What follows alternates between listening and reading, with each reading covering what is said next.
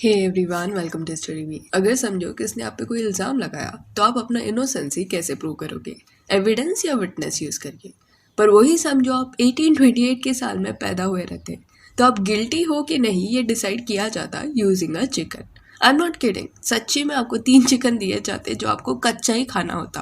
तीनों के तीनों खा लिया तो यू आर इनोसेंट, एंड अगर खाते वक्त उल्टी कर लिया तो यू आर गिल्टी, सजा होगी आपको। वियर्ड ना? Even I thought so. And ऐसी वियर्ड कहानी के बारे में यहाँ बात ना हो ऐसा थोड़ी होगा। आई लव वियर्डनेस, इसलिए चलिए जाता है 1778 के साल में। एंड अभी हम लोग माडागास्कर में हैं। यहाँ एक नॉर्मल सी फैमिली है जिसे एक लड़की हुई है, उसका नाम रखा गया है रमोवा। किसको लगा नहीं था कि रमोवा एक दिन जाके मडागास्कर की क्वीन बनेगी, क्योंकि रॉयल फैमिली से शी हैड नो रिलेशन। पर उसके डैड, जिनका नाम एंड्रिया सालामांजा का था, वो रॉयल कोर्ट में काम करते। एक दिन मेडागास्कर के किंग पे हमला होने वाला था एंड इसकी भनक रमोवा के डैड को लग गई एंड उन्होंने किंग को बचा लिया। किंग इससे खुश हुए एंड ही डिसाइडेड कि क्योंकि एंड्रिया सालामांजा ने उसे बचाया है तो वो अपने बेटे प्रिंस राधामान की शादी रमोवा से कराएंगे। तभी रमोवा कुछ 15-16 साल की थी एंड जो प्रिंस का बेटा था वो काफी छोटा था। तो इस तरह वो रॉयल फैमिली का पार्ट बनी। रमोवा के नेचर की बात करें तो वो कनिंग एंड इविल थी।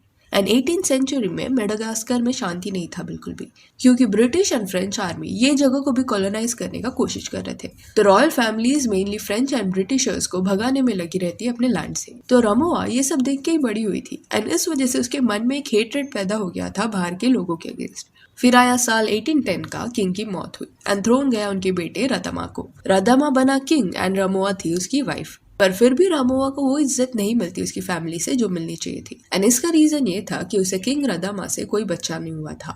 फिर आया साल 1828 का। 18 इयर्स रूल करने के बाद Radama pass away. He was just 35 years old.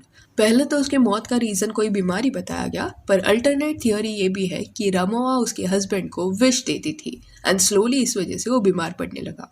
रदामा के जाने के बाद थ्रोन जाने वाला था रदामा की बहन के बेटे को, पर रामोवा को ये मंजूर नहीं था। उसे क्वीन बनना था, इसलिए उसने कुछ पावरफुल लोगों को अपने साथ कर लिया एंड थ्रोन छीन लिया। जिसके बाद 1828 के साल में 50 इयर्स की एज में रामोवा बनी क्वीन ऑफ मेडागास्कर। हाँ, वो अपने पति से एज में काफी बड़ी थी एंड उससे भी ज्यादा इविल थी। रामोवा ने थ्रोन लेते वक्त राना वलोना द फर्स्ट ये नाम अपनाया, जिसके बाद राना वलोना के नाम से वो जानी गई। ये सेरेमनी के लिए वो काफी अलग तरीके से रेडी हुई। उसने पूरे अपने बॉडी पे बुल का खून लगा दिया था and then she came for the ceremony just to follow an old ritual. जैसे ही वो क्वीन बनी, पहला काम उसने किया अपने रिलेटिव्स को मारने का। एक एक को ढूंढ के मार दिया उसने, सो दैट आगे जाके कोई भी थ्रोन पे क्लेम ना कर सके। बट वो अपने पति के रॉयल फैमिली का एक बूंद खून भी नहीं बहाना चाहती थी, क्योंकि एक सुपरस्टिशन की वजह से वो डर रही थी कि अगर ब्लड शेड हुआ तो कुछ ना कुछ अशुभ हो जाएगा। इसलिए अपने सोल्जर्स को उसने बोल दिया कि सबको बंदी बना लो एंड काल कोठरी में डाल देना, खाना पीना सब बंद कर देना उनका। तो जो भी रॉयल फैमिली बंदी बन गई थी वो स्लोली स्टारवेशन से मर गई एंड एक बूंद भी खून उनका नहीं बहा। रिलेटिव्स को खत्म करने के बाद वो गई ब्रिटिशर्स एंड फ्रेंच को भगाने। जो भी यूरोपियंस मडागास्कर में थे, जैसे teachers, merchants, traders and diplomats, सबको राना वलोना ने भगा दिया। उनको वापस अपने देश जाने के लिए कहा। ये चीज से फ्रेंच आर्मी काफी नाराज हुई एंड उन्होंने रिटेलिएट किया, पर वो लोग मडागास्कर के मच्छरों से बच नहीं पाए। पूरे आर्मी को मलेरिया हो गया एंड वो बैटल करने की हालत में ही नहीं रहे। ये अपॉर्चुनिटी क्वीन ने नहीं छोड़ा एंड पूरे फ्रेंच आर्मी को मार दिया जो उसके लैंड पे थे एंड उनका सर धड़ से अलग करके सी शोर पे डिस्प्ले के लिए रख दिया। ये वार्निंग था यूरोपियंस के लिए कि इस लैंड पे कदम नहीं रख सकते। आर्मी को हैंडल करने के बाद वो गई क्रिश्चियन मिशनरीज के पीछे। वो नहीं चाहती थी कि मिशनरीज उसके लोगों को कन्वर्ट करें। उन्हें बैन कर दिया गया था from teaching Christianity in school. Queen के डर से कई मिशनरीज मेडागास्कर छोड़ के भाग गए। जो रह गए थे उन्हें क्वीन ने बेरहमी से मारा। एक खाई के पास उन्हें लेके गए एंड उन्हें रोप से बांधा गया। फिर खाई में लटका दिया जाता एंड उनका रोप ही काट दिया जाता, जिससे वो मिशनरीज खाई से नीचे पत्थरों में डायरेक्ट गिर जाते और काफी पेनफुल वे से जाते। ये क्वीन इतनी क्रूएल थी कि उसके खुद के देश के लोगों को तक उसने नहीं बख्शा। जो उसके अगेंस्ट खड़ा होता वो उन्हें टॉर्चर करती। वो मेडिवल एरा के पनिशिंग मेथड से काफी इम्प्रेस थी। इस वजह से उसके रेन के दौरान भी उसने कई लोगों को वैसे पनिशमेंट्स दिए, जैसे कुछ लोगों को उसने उबलते हुए पानी में या ऑयल में डाल के जिंदा मार दिया एंड उनकी फैमिली को जबरदस्ती ये सब देखने के लिए वो बुलाती। कुछ को वो जिंदा ही दफना देती। मडागास्कर के लोग अगर टैक्स नहीं पे कर पाते तो उन्हें स्लेव बना दिया जाता। क्वीन के यही सब गलत टैक्टिक्स की वजह से ऑलमोस्ट ट्रेड सब बंद हो चुका था एंड अभी उसके पास इतने पैसे नहीं थे कि वो अपने मिलिट्री के लोगों को कुछ दे पाए। इसलिए उसने उन्हें छूट दे दी कि वो गांव वालों को जाके लूट सकते हैं। ये छूट मिलने के बाद रॉयल सोल्जर्स आम लोगों को लूटने लगे, लड़कियों को किडनैप करने लगे, बदसलूकी करने लगे एंड जो इविल थॉट्स एक ह्यूमन माइंड के अंदर आ सकते हैं वो सब उन्होंने वो लोगों के साथ किया। फिर 1820s के अराउंड क्वीन का अफेयर शुरू होने वाला था। वो एक फ्रेंच सेलर से मिली थी। वो सेलर काफी ब्रिलियंट पॉलिटिशियन था एंड इवन एम्यूनेशंस के बारे में काफी कुछ जानता। तो उसने क्वीन की बहुत मदद की उसके मिलिट्री को स्ट्रांग बनाने में। उसका नाम था एंड्रिया मी हाजा। क्वीन एंड्रिया मी हाजा से इतनी खुश हो गई कि उसने उसे अपना एडवाइजर बना दिया। पूरा दिन क्वीन उसके साथ रहती एंड अल्टीमेटली दोनों को एक दूसरे से प्यार हुआ। इनके रिलेशनशिप पे लोगों ने कई सवाल उठाए, पर क्वीन के सामने कोई कुछ बोलने की हिम्मत नहीं रखता था क्योंकि फिर वो उन्हें मार देती। 1828 का साल आते आते वो प्रेग्नेंट भी हो गई।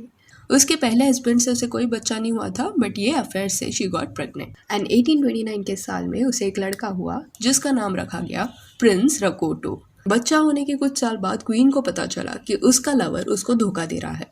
उसका किसी और प्रिंसेस के साथ भी अफेयर चालू था। इस वजह से 1833 के साल में क्वीन ने उसके लवर को भी सजा दे दी एंड मरवा दिया।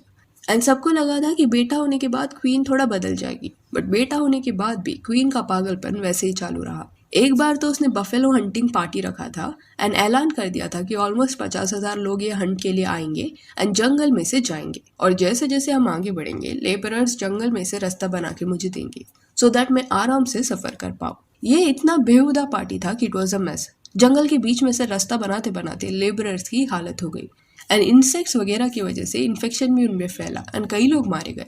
पर क्वीन ने बोला कि फिर भी हम आगे बढ़ेंगे और लेबरर्स को लेके आओ।